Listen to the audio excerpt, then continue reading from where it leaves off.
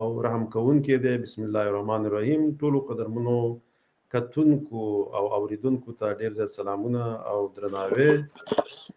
ملګرو، نن به در سره د افغانستان پاکستان په حالاتو تبصره کوم او دا تر څو پورې تبصره وکړو د هغې د مخه به زه تاسو ته هغه یو دغه چې ده د زما یوه سندره چې تاسو به اورېدلې مې هغه یوه لوګو ده چې راځئ چې لوی افغانستان شو سره. زمونږ مقصد به دا انشاء الله تعالی دینه بعد چې کوم موږ دا پروګرامونه کوو مقصد او موخه به زمونږ دی چې د لوی افغانستان دپاره کار وکړو او موږ چا پسې به نه ځو. هغه څه به ویو چې څه حقایق او څه د افغانستان د لوی افغانستان د افغانانو د یووالي دپاره کار وي. د دې دپاره به موږ کار کوو انشاء الله تعالی. موږ به داسې نور ملګري هم راغواړو. نن ما له دې نه وروسته زه خپله هغه لینک چې تاسې کولی شئ ما ته زما سره په سټوډیو کې برخه واخلئ او سټوډیو ته راشئ. هغه لینک ما هم په ډسکرپشن کې له ملګرو سره هلته شیر کړی دی. تاسو کولی شئ د هغې د لارې راشئ. هغه لږ مشکل به وي راتګ کې ځکه لږ هغه یو دغه لږ ستونزه که درسره وه خیر خو هغه چې د 3 کرتې وکړئ او ځان پرې پوه کړئ بیا کولی شئ زموږ سټوډیو ته تاسې موږ سره داخل شئ. نو د دې نه د مخکې چې زه لکه پروګرام شروع کړم نو لومړی به تاسو سره زه دغه لنډه غوندې دا سندره د سره شیر کوم او د هغې نه به وروسته انشاءالله تعالی بیا زه دغه وکړم دا څه چې زما د نن تبصره دغه به در سره بیا شریکه کړم. خو دا سندره ډېره لږه ده تنګېږي ته مه صرف یوه ښه ده.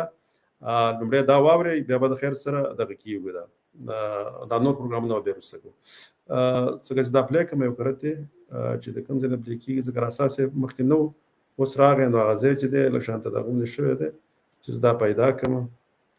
او دلته دا دی اوس صحیح شو اوس پیدا شو ځکه دا دغه کې صحیح نه ښکاري. زه اوس به شروع شي خو چې دې اواز ولې بند دی رات کړی دلته مې ول اواز بند کړی و دلته یوه ستونزه پکې ده.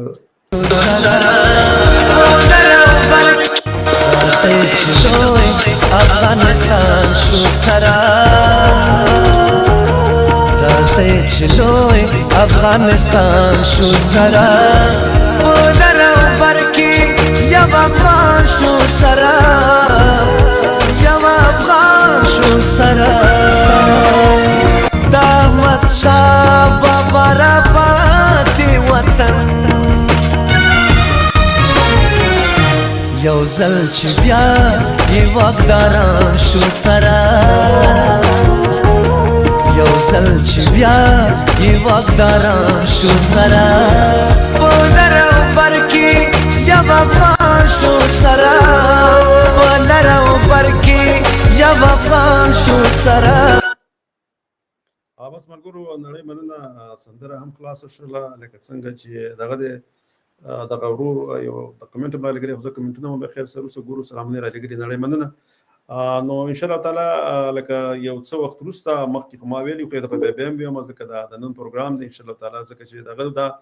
مخکې به موږ همیشه په ژوندۍ بڼه راتلو ما سره به ډېر زیات مېلمانه مو او هغوی به هم خپلې تبصرې او خپل هغه نظریات بیا موږ سره شریکول. خو بیا په منځ کې داسې وشو چې لکه زما په دې پیج باندې ډېر زیات هغه دغه شوي وو دا ریپورټونه. نو دا ریپورټونه د بعد بیا دا د یو څلوېښت ورځو دپاره دا بیا ریسټرکټډ شو. دا چې ما ورته ډېر خطونه مو لېږل خو د هغې څخه بیا هغې دغه ونه کړو خو بیا یو څه ګزاره وشوله. نو څلوېښت ورځې بیا موږ ته اجازه راکړه چې موږ کولی شو دغه وکړو دا په ژوندۍ بڼه راشو. خو بیا زه خپله په سفر کې یم د یو میاشت نو هغه بیا موږ نه شو کولی. انشاءالله تعالی اوس له دې وروسته به موږ خپل پروګرامونه کوو. نن به شروع کړو د پاکستان نه. پاکستان کې لکه پښتانه د پاکستان چې لکه د پښتونخوا پښتانه چې دي اصلا پاکستان کې اوسېږي خو اوس هغه اصلا د هغه سیمه چې ده هغه باید موږ هغې د پښتونخوا وي. اول باید موږ دې دپاره یو غټ کمپین وکړو چې ځکه موږ افغانان باید دغه د پښتونخوا سیمې ته پښتونخوا وي او باید دغه ځای د پښتانه افغانان په دې باندې پوه کړو چې دغه پاکستان نه دی دا پښتونخوا ده او د دې سره سره باید هغوی کې کوشش وکړو چې دا شعور هم پکې بیداره کړو چې دغه د پښتونخوا دغه سیمه چې ده دا باید دوی یاد کړي چې موږ پاکستانیان ځان ته موږ داسې وایو چې موږ د پښتانه او د پښتونستان. او بل شی باید دا وي چې دغه بیرغ چې دی دغه جنډه چې ده دا د پنجاب د بالادستۍ جنډه ده او په دې کې خپله باید پښتانه په دې پوه شي چې دې کې دغه جنډه چې تاسو کله پورته کوئ ځکه تاسو خپله دا شاهدي ورکوي چې تاسو یو غلام قوم یې او تاسو باندې کومه بالادستي چې دی یا حاکمیت چې دی هغه د پنجابي دی. نو باید دغه لپاره ځکه چې په دې باندې تر څو پورې تاسو ویاړ وکړئ دا ستاسو لپاره لکه د شرم یو سمبول دی، یو خبره ده. نو د دې په خاطر باندې تاسو باید د پښتونستان جنډه پورته کړئ تر څو پورې ځان ته پاکستانیان وي، ځان ته پښتونستانیان وي یا ځان ته افغانان وي یا ځان ته پښتانه وي. باید زمونږ ډیر زیات پروګرامونه به ان شاء الله تعالی پس په دې باندې ځکه چې زه کله هم د پښتونخوا ځوانان چې کله زه ګورم هغه یو خو دغه جنډې باندې ډیر زیات دغه کوي لکه دوی هغه جنډې کته پورته کوي او د سی خپل په دې پوه نه دي چې په دغه پاکستان کې دلته حاکم قوم څوک دی، دلته حاکمیت د چا دی او دلته حکمرانی د چا ده. یو خدا مسله شو. بل ګلخانان چې کوم دي چې دغه اصطلاح ورته پښتانه استعمالوي، ګلخانان دی به مخکې د فوج لکه چې خپل د یو فوج دی چې خپل پښتانه سیندیان او بلوچان غلامان کړي دي، دوی به دغه فوج ډیر زیات صفاتونه کول او ستاینه به وکول. خو به دی چې د بیت د ګلخانان چې د عمران خان او هغه د ګوند سره ډیره مینه لري. اوس هغه شهباز ګل لیک ګل لیک چې شهباز ګل هغه چې دی هغه دغه د پاکستان فوج نیولې او ځکه هغه د پاکستان دغه د پنجابي فوج چې د خلاف به څه خبرې کړې وي نو هغه نیولې او هغه غربولې. نو چې کله هغه وغربېدو څنګه بر اساس بر واخلم به دغه کو خبرې وکړو ځکه دا راواخلم را اساس بر واخلم ما خو راوغستو چې دا ولې نه کیږي د کې مسله څه ده دغه د سکر اساس په دغه د صحیح ده اساس او اواز ما ورم زماني سم او دلته د چله چې زه پیغام خو یو خوشاله چې زی په نمانه یو څوک کمرګره دی هغه ترغله دی خو هغه نخ کار کوي ولې نه راخلی ځکه زه په دې پیغام ځکه زما په خیر سره تخپل کمره خلاصه کا خوشاله ورته زویما چې زه دې به د ځان سره راواخلم. نو ته که د خپل کمره خلاصه کی کمرې ته اجازه ورکا نو بیا زه وشم کولای تام راواخلم ځان سره ځکه دا یو خوشاله چې په ورور باندې یو نوم ورور دی هغه غواړي موږ سره دغه وکي. نو بیا هغه دغه چې دی شهباز ګل چې دی هغه به فوج خه ډبولې او هغه ته خه پورا سزا ورکړې و. نو دغه د بعد چې کله عمران خان دغه د پنجابي آرمي د حکومت نه لري نو دغه څخه وروسته به دغه چې دی د ګلخانان دا لشان د فوج خلاف شو څنګه چې عمران خلاف شو د صدام خلاف شو. خو دې نو مخکې لکه ګلخان لکه دا هیڅ کله لکه هغه د پښتون د حقوقو لپاره د پښتنو د وسایلو لپاره کله غږ نه پورته کړي مګر د عمران خان لپاره ځکه چې دغه د پنجاب میډیا دوی چې دی دغه عمران خان چې دی دا ورته دغه کړي دا یو هیروی ته جوړ کړي ځکه په خاطر باندې چې پنجابي ارمي غوښتل چې دغه قدرت چې دی د عمران خان ته حواله کړي. هغه چې تکله حواله کو خو عمران خان څنګه چې په کار و هغه شانته د فوج سره خو په هر خبرې ته ویلا هو کوله او دماغي هر پریکړه منله. خو به وخت د سراغه چې یو څه مشکلات د فوج سره پیدا شو. نو فوج عمران خان لري په دې زمانه به دغه د پنجاب یو پارټي چې مسلم لیگ نون ورته وایي چې نواز شریف ګوند پارټي و به د حکومت هغه ته حواله کو. نو به ځکه چې کله د دوی د حکومت د لاس لاړ نو به دوی ته یو بل دغه پیدا شو ځکه چې هر وخت یو حکومت لاړ شي نو به ته دوی په فوج باندې نیوکه شروع کړي په پنجابي ارمي باندې دا دغه د عمران خان ګوند. نو چې هغه شروع کړي به د دې ګوند وزنه کسان چې دي هغه نسی پرون د جنسيټي په خپل پروګرام کې ویلې وای من چې کله د پنجابي فوج خلاف کله خبرې کو نو بیا وای د سي چې هغه فوج دی هغه سره لکه پورته کوي او به په هدفي وجنه کې د مینځ وړي. خو مګر شهباز ګل چې دی وای دای لکه ختم نکو خدای ګونیو او په دې باندې لکه دای ډیر زیات وهله دی ټکولې دی او د دې ډیر سخت سزاګانې ورکړي دي. نو هر هغه څوک چې د پنجابي ارمي خلاف لګم څه وای هغه ډیر سخت سزاګانې ورکړي ځکه هغه د پنجاب بلدستي په دغه نور قومونو باندې واړي په نور صوبو باندې او هغه چې د صرف دغه پنجابي د فوج د لارې دا کار کیږي. هغه نور وسونو ته او خلکو ته حق او حقوق نه ورکوي. نو دا خو دغه مسله پرون من یو دغه چې یو دغه د افغانستان د خپلواکۍ ورځ و په دې کې یو کار زموږ د افغانستان د دفاع وزیر یعقوب ملا یعقوب دا ښه کړی چې هغه یو د ګلو دسته چې د امان الله خان په مزار ته وړې وه، هلته پوستلې وه. نو دا یو داسې یو کار و چې هغه دې کې یو ملي کار یې کړی و او په دې ډېر زیات افغانان خوښ او خوشحاله شوي. نو په کار همدا ده، خو بیا په دې کې هغه لاندې سطح باندې چې کوم طالبان دي یا واړه یا ځوانان چې دي، په هغې کې ځینې وخت کې هغه د هغې هغه دې په خاطر باندې چې لکه ځینې کورنیو کې داسې چې هغې ته ډېره توجه نه کېږي ماشومانو ته، نو بیا د هغې په خاطر چې خپل ځان ښوونه وکړي، په هغې کې بیا ځینې طالبان داسې دي چې لکه مشران یې ورته ویلي مو که چا ملي بیرغ اوچت کړی و یا یې کړی و، تاسو هغې ته څه مه وایئ. خو په ننګرهار کې بیا یو ځوان به ملي بیرغ پورته کړی و، بیا هغې باندې کوم طالب چې هغه کوم دغه شانته ځینې وخت کې دوی غواړي هغه شان دغه وکړي، ځکه احساساتو نه کار اخلي او لکه ځان ښکاره کول غواړي یا هغه ځان ښوونه کوي. نو هغه کوم ځوان چې دغه ملي بیرغ پورته کړی په دې ډز کړی، خو الله بچ کړی و، خو هغه بیا هم یو څه تکلیف ورته رسېدلی، یو څه نه ډېر تکلیف ورته رسېدلی.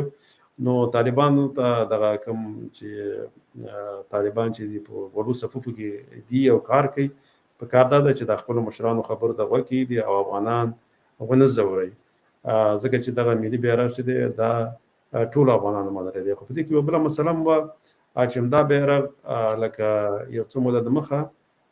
یو ځای کې افغانانو دلته مظاهره کوله، بیا همدغه بیرغ دغه ملي بیرغ جګ شوی و، جګ کړی و افغانانو. نو بیا لنډغرو او شمالي ټلوالې خلکو ویل دا یو قبیلوي بیرغ دی، ملي بیرغ دی زموږ ویلې، دوی هم نه مني. او بیا په هغه کې شکریه بارکزی چې وه، نو هغې په لاس کې هغه د شمالي ټلوالې یا د نظار ډلې هغه بیرغ یې ورته ورکړو او هغې هم واغوست په خپل لاس کې. نو شکریه بارکزی ته په کار داسې نه وه چې دغه د شمالي ټلوالې بیرغ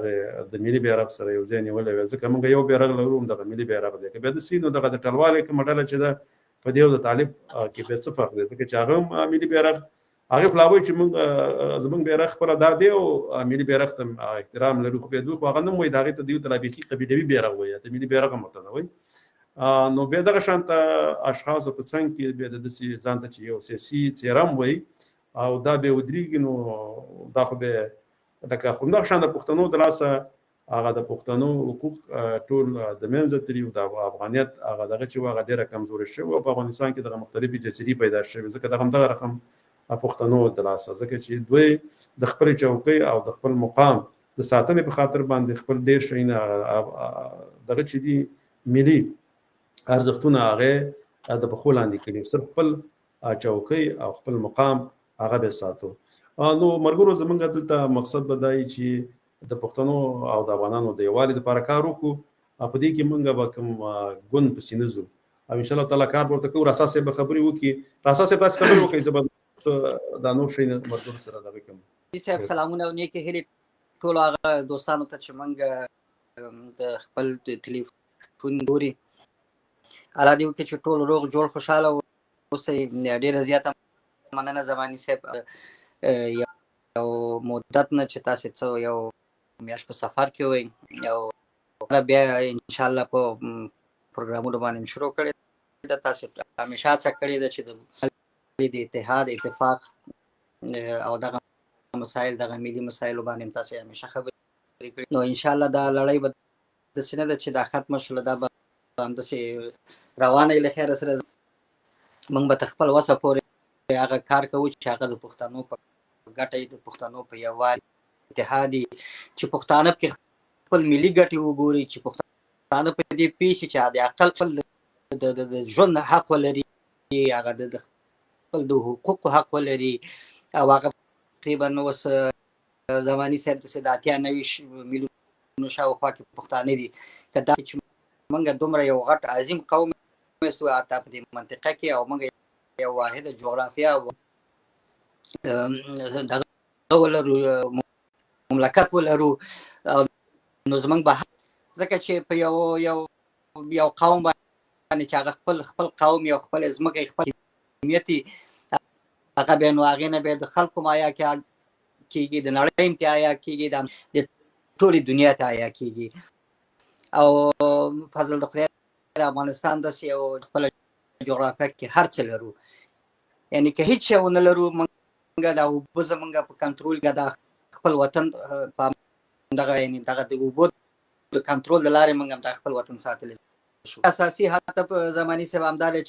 چې د پښتانه سره یو شي د پښتنو کې سیاسي شعور پیدا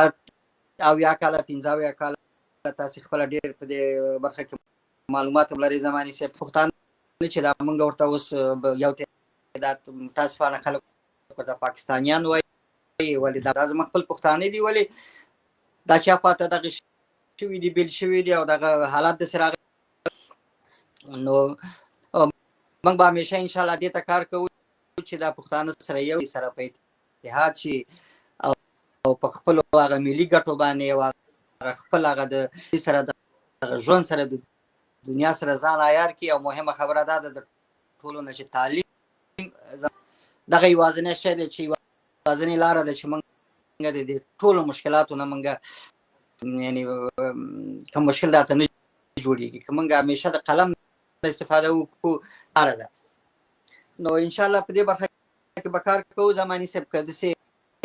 غواړي موږ سره په دې پروګرام کې برخه واخلي او خبرې وکړي او آزاد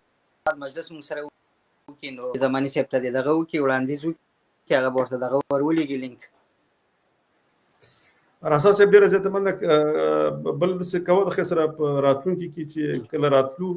ته خپله ډیټا لګوه لکه وی فای چې د لاندې دغه ځای کې چې ته کوم ځای کې کښېنې دغه ته بیا هغه وی فای دې صحیح کار نه کوي د اواز یې کله کله داسې لږ لږ په منځ کې بندېږي خو زه خیر هغه فرق نه کوي انشاءالله تعالی نن خو پروګرام وشو بیا په راتلونکي کې دغې ته به ډېر خیال ساتو ځکه چې هغه بیا لږ شانته مشکلات پیدا کوي یو نو ورونو مخکې ما ته دلته د خوشحال خان اچکزي ورور کوشش کړی و چې رانوځي خو هغې هغه کمره بنده وه که څه نو هغه ونه شو کولی چې پروګرام ته را داخل شي ځکه ما کوشش کوو چې هغه زه ځان سره راپورته کړم خو هغه نه کېدو ځکه هغې یو کوم مشکل یې درلودو کومه ستونزه ورسره وه بیا ورته ما وویلې چې داسې وکړه خو زه خیر هغه انشاءالله تعالی که په راتلونکي کې بیا کوم بل پروګرام کې وو بیا به راځي د خیر سره برخه به راسره اخلي تقریبا دلته لږ ښکاره شوی و خو بېرته ورک شو نو الله دې وکړي چې په راتلونکي پروګرام کې به بیا کوشش وکړي نو حتما دغه لږ یو دغه لري راسا صاحب هم اول کې به ورته مشکلاتو راته کړي ځکه دا یو نوی پروګرام دی د دې د لارې موږ دا پروګرام په مخ باندې وړو نو هغه بیا لږ مشکلات به لري انشاءالله تعالی په مشکل حل شي موږ به دا کوشش کوو که د طالبانو کوم لکه چې د هغې طرف نه پکې کله کله خپل ځینې ملګري ځان سره راواخلو که بیا نور ملګري ته سوالونه لري چې هغه هم ته بیا وکړي نو راتلونکي کې به دا پروګرامونه همداسې غځوو خو لومړی موخه یا هدف به زموږ د خیر سره دغه د افغانانو د یووالي لپاره کار کول او د لوی افغانستان لپاره کار کول دي لومړی موخه او هدف صرف همدا دی دلته لکه زه همیشه دا یوه خبره کوم چې نه زه کوم رهبر پسې ځم او نه یوازې د یو رهبر ستاینه کوم موږ که هر په پښتنو کې هره ډله یي که هغه هر نظر ولري موږ د هغې ټولو یووالی غواړو ځکه همیشه دښمنان دا غواړي چې پښتانه په مختلفو ډلو مسلکونو لکه مذهبي مسلکونو په دې باندې تقسیم کړي او بیا دا خپل مینو کې سره وجنګوي او موږ پښتنو دا یو کار ډېر زیات دا بد کار هم دا دی لکه دا یو زموږ ډېره مونږ خرابي هم دا ده چې موږ خپل هغه نظریاتو پسې بیا دومره کلک ودرېږو چې خپله پښتونولي او اسلامیت هغه بیا موږ هېر کړی او همدغه د دې څو لسیزو راهیسې په خپل مینه کې په همدغه جنګونو باندې اخته یو نو که غواړو چې دغه جنګونو نه راوځي او د پردو هدفونو یا موخو دپاره استعمال نه شو نو پکار دا ده چې موږ لکه د میډیا د لارې باید داسې خپرونې ولرو چې هغه د پښتنو د یووالي دپاره کار وکړي موږ باید دومره نیوکې لکه په یوه ډله باندې ونه کړو چې هغه د بلې ډلې سره نور هم دښمنه شي نو ځکه زموږ هدف به همدا وي که هغه مذهبي ډلې دي یا مسلکین دي یا نور نظریات هر پښتنو کې ډېر په میلیونونه پښتانه دي نو د دوی د هر یو نظر د یو بل سره دغه دی مختلف دی او اختلاف نظر به لري خو مګر دغه اختلاف نظر باید دې حتی پښتانه ونه رسوي چې یو بل پسې ټوپک راواخلي یا یو بل سره په جګړه باندې اخته شي نو د دغې دپاره کار کول دي او زما او اصلي مقصد بم دا یګنه ته مونږ کولای شو چې د لایکو د پاره راشو او یو اړه ونیسو بس بیا به ډیر زیات کتونکي بم زیات شي او لایکونه بم زیاتي نه بیا زماني سه په څو کنزلمال راولو بیا به ان شاء الله خلک متناسي نه خبره لا خلاص نه زموږ مقصد دا دی چې صرف کار او د پښتنو کې د پښتونولۍ شعور بیدار کول دي او د افغانیت او اسلامیت لپاره کار کول دي نو لومړنۍ موخه هم دا ده نور پکې ډېری خلک ګوري کې لګي ګوري بس د خپل نظر د نور مرګرو سره شریکول دي او دغه تورسول دي ان شاء الله تعالی د دې لپاره به کار کوو موږ ته مخکې کله د پراتلونکو کې به مرته کوو او ان شاء الله تعالی تر څو پورې چې ژوندیو د لوی افغانستان او د افغانانو د یووالي لپاره به دې کار ته دوام ورکوو اساس یې کته څه ویل غواړي هغه به وکړي به دا پروګرام بندوم د خیر سره د زماني سب ان شاء الله به نور ورځو کې به ور باندې مفصل خبرې کوو په ځای خبرې دي او ان شاء الله زه تاسو سره بالکل هم نظر یم چې ناتي نو دا د ټول افغانانو به خصوصا د افغانانو چې په سیاسي کار کړي دغه لري دای مسؤلیت ته چې دغه پښتنه دغه سیاسي شعور د پښتنه باید پیش په دې دغه باندې او دا په دغه کله چې پښتانه په خپل لا به د خپل پیږي به چاته ضرورت نشته چې څوک راشي او دا یا د جنگ لري یا دغه خني خاني ان شاء الله دا موږ ګورو نن په زماني سره په کوټه کې ډیر خاصه پروګرام د آزادۍ د خپلواکۍ د ورځې په خاطر باندې نو ان شاء الله هم کار دی روان دی دغه پښتانه ان شاء الله پیږي کاغلر دی او خبر دی ان شاء الله یو دی بسره یو ځکه ان شاء الله نو زنو چینل هم زماني سره ان شاء الله به بل سره من لري زه ته بس دغه ورته چې سلامونه را لګي خاص کړه دغه شباب پوستی ورور او حسین احمد ورور او دغه نور مرګرو چې را لګي دي دغه ټول ته زمونږ هم دې سلامونه ان شاء الله تعالی پراتونکي کې مونږ ویلې چې دغه شانته به دغه لینک د خپل پروګرام لمرګرو سره شریکوم که به هر مرګري پختل کولای شي مون سره بیا په دغه پروګرام کې لکه ګډون وکړي نو تر بل ویډیو پورې په الله جل جلاله اوس پاره خوشاله رامو سو کاله جوړ لري نړۍ مننه مرګرو ژوندۍ اوسئ